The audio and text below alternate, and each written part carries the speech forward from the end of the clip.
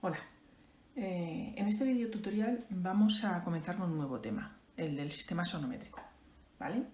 Vamos a empezar por el principio, que son sus fundamentos y los elementos principales que se usan en el sistema sonométrico.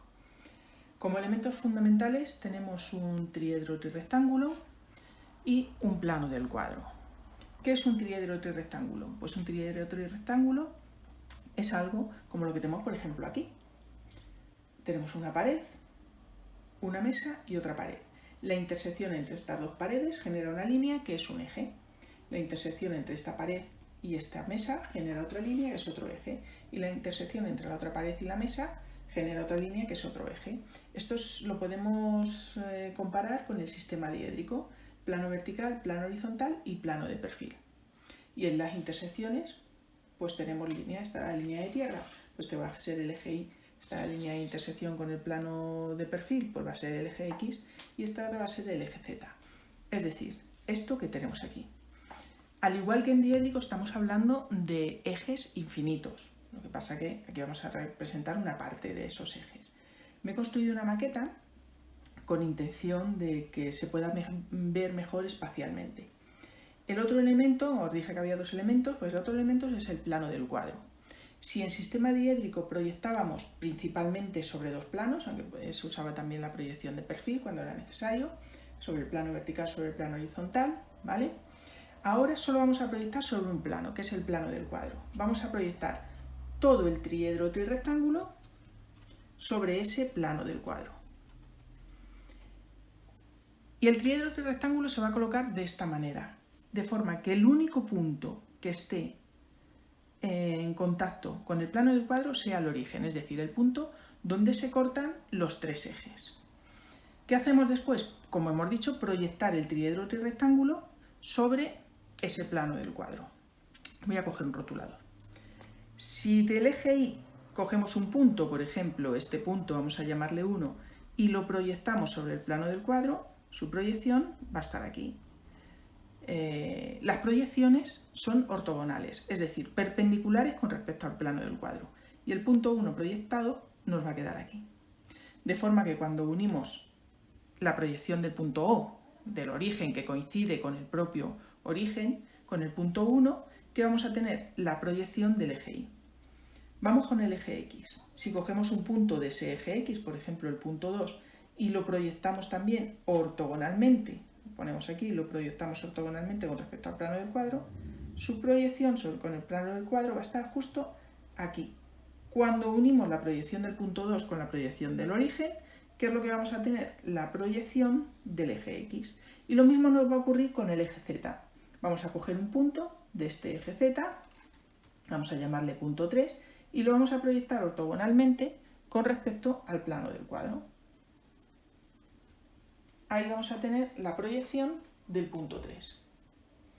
Cuando unimos esa proyección del punto 3 con el origen, tenemos la proyección del eje Z. Como veis, este segmento que tenemos desde el origen, vamos a ponerle ahí el origen, hasta el punto 1, que es la proyección de este segmento, esta medida no está en verdadera magnitud. ¿Por qué no está en verdadera magnitud? Pues nos pasa lo mismo que nos pasaba en diédrico, que cuando los segmentos no estaban paralelos a uno de los planos del cuadro no teníamos ninguna proyección en verdadera magnitud. Pues aquí es igual. El eje Y, en este caso este segmento que va del origen al punto 1, está oblicuo con respecto al plano del cuadro. Por lo tanto, su proyección no está en verdadera magnitud. Lo mismo nos pasa con el eje X y lo mismo nos pasa con el eje Z. En la situación que tenemos ahora mismo, vemos que todos los ejes forman el mismo ángulo con el plano del cuadro. Por lo tanto, las proyecciones, si el segmento mide lo mismo, las proyecciones miden lo mismo. Es decir, si el segmento O1 mide lo mismo que el segmento O2 y que el segmento O3, sus proyecciones O1, O2 y O3 medirán lo mismo. Es decir, tienen el mismo coeficiente de reducción. Vamos a ir un poquito más allá. Si miráis aquí, ¿qué tenemos? Una línea recta. Y aquí, ¿qué tenemos? Otra línea recta. ¿Qué tenemos? Dos rectas concurrentes. ¿Cómo hemos proyectado? perpendicularmente con respecto al plano del cuadro. Si yo tuviese aquí otro punto, un punto 4, y lo proyectase también sobre el plano del cuadro, lo haría también perpendicularmente y tendría ahí su proyección. Si tuviese aquí otro punto, por ejemplo el punto 5, y lo proyectase ortogonalmente con respecto al plano del cuadro, tendría aquí su proyección. Fijaos qué es lo que tenemos: dos rectas concurrentes seccionadas por rectas paralelas. Teorema de Tales, en realidad lo que tenemos ahí es una escala. Otra cosa que podemos observar es que cuando estos tres ejes están en esta posición, es decir, formando el mismo ángulo con respecto al plano del cuadro, sus proyecciones van a tener entre sí el mismo ángulo. En este caso van a formar entre sí 120 grados. Otra cosa que podemos ver es que si unimos el punto 1 con el punto 2,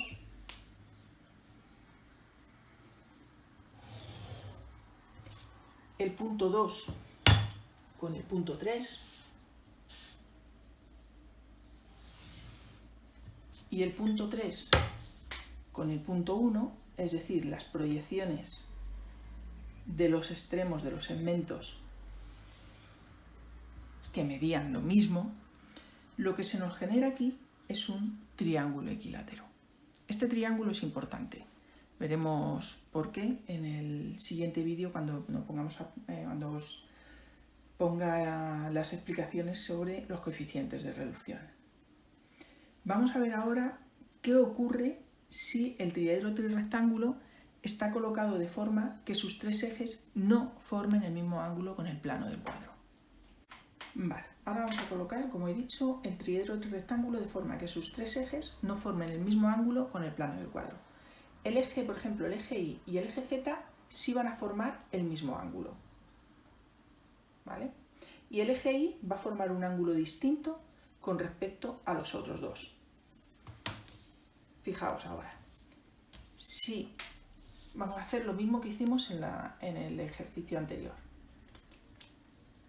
Si proyectamos este punto 1 del eje X sobre el plano del cuadro, vamos a tener aquí su proyección. Si proyectamos este punto 2 sobre el plano del cuadro, vamos a tener ahí su proyección. Y si proyectamos este punto 3 sobre el plano del cuadro, vamos a tener ahí su proyección. Insisto en que estos dos ejes forman el mismo ángulo, pero este forma un ángulo distinto. Cuando unamos, como hemos hecho antes, el punto 1 con el punto 3, el punto 1 con el punto 2 y el punto 2 con el punto 3, en este caso el triángulo que se va a generar no es un triángulo equilátero, sino que es un triángulo isósceles. Es decir, dos de sus lados van a medir lo mismo y el otro va a ser desigual. Fijaos también que hay otra cosa que le diferencia del caso anterior, y es que aunque los segmentos del triedro trirrectángulo, es decir, los segmentos que estaban sobre los ejes, siguen siendo iguales, ahora mismo al variar la inclinación de los ejes con respecto al plano del cuadro, sus proyecciones ya no son iguales. En este caso la proyección O1 es mayor que la proyección O2 y O3, que esas dos sí son iguales. Pues visto esto, vamos a ver qué sucede cuando el ángulo que forman los tres ejes con respecto al plano del cuadro son los tres distintos. Bien, pues ya estamos en el caso que os decía, y es que cada eje forma un ángulo distinto con respecto al plano del cuadro. El eje que forma el ángulo que forma el eje Y es distinto al que forma el eje X y es distinto al que forma el eje Z. Voy a cambiarlos, que los tengo justo al revés, ¿vale? Y vamos a hacer exactamente lo mismo, vamos a proyectar esos puntos, los extremos de los segmentos.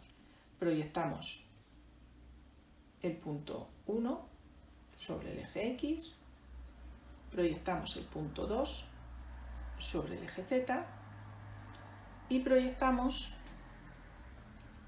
el punto 3 sobre el eje Y. Este punto sobre el eje Y. El punto 3. Si os fijáis, el segmento O3 tiene una medida distinta que la del O1 y el O2. Y lo mismo pasa con el O2 y lo mismo pasa con el O1. Los ángulos al formar los ejes al formar un ángulo cada uno distinto con el plano del cuadro, van a variar sus proyecciones sobre el mismo. Aunque el segmento O1 mida lo mismo que el segmento O2 y el segmento O3 en el espacio, sus proyecciones van a tener distintos tamaños. Y al unir estos puntos, el 1 con el 3,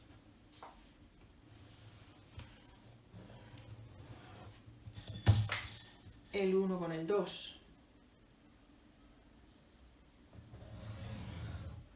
y el 2 con el 3, el triángulo que se nos va a generar es un triángulo con todos sus lados desiguales, es decir, un triángulo escaleno.